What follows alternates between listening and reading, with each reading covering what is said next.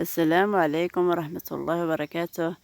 اليوم إن شاء الله أخواتي سنقدم لكم حوار باسم الطفل عمران والطفلة جويرية، حوار عن سيرة الرسول صلى الله عليه وسلم.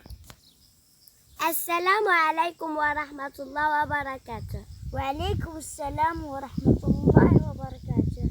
أريد أن أسألك يا أخي بعض الأسئلة. تفضلي يا أختي.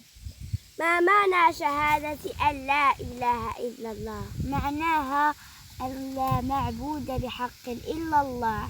وما معنى شهادة أن محمدا رسول الله؟ معناها طاعته فيما أمر وتصديقه فيما أخبر واجتناب فيما نهى عنه وزجر وأن لا يعبد الله إلا بما شرع.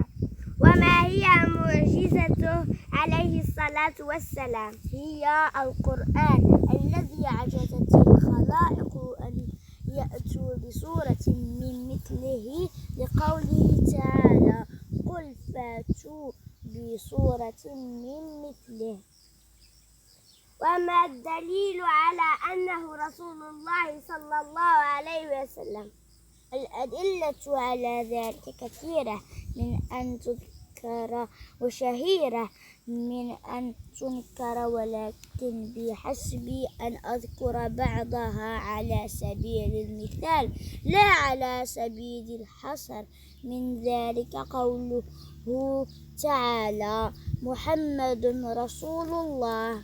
وما هي أسماؤه صلى الله عليه وسلم؟ روى مسلم في صحيحه من حديث جبير بن مطعم رضي الله عنه قال رسول الله صلى الله عليه وسلم: إن لي أسماء، أنا محمد وأنا أحمد.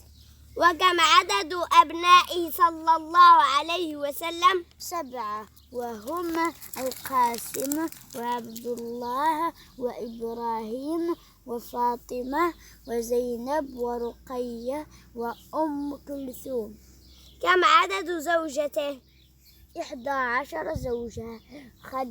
أولا خديجة بنت خويلد، وثانيا وسودة بنت زمعة، وعائشة بنت أبي بكر، وحفصة بنت عمر بن الخطاب، وزينب بنت خزيمة، وأم سلمة، وزينب بنت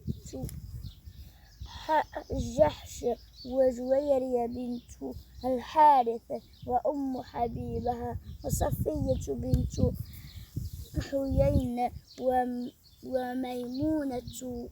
وميمونة بنت الحارث، ورضي الله عنهن أجمعين. فمات توفي عليه الصلاة والسلام.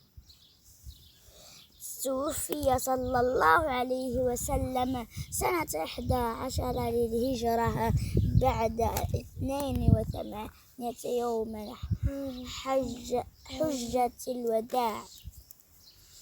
جزاك الله أخي عمران. وجزاك الله خيرا يا أختي. أحسنتن صغاري وحفظكم الرحمن. والسلام عليكم ورحمة الله وبركاته.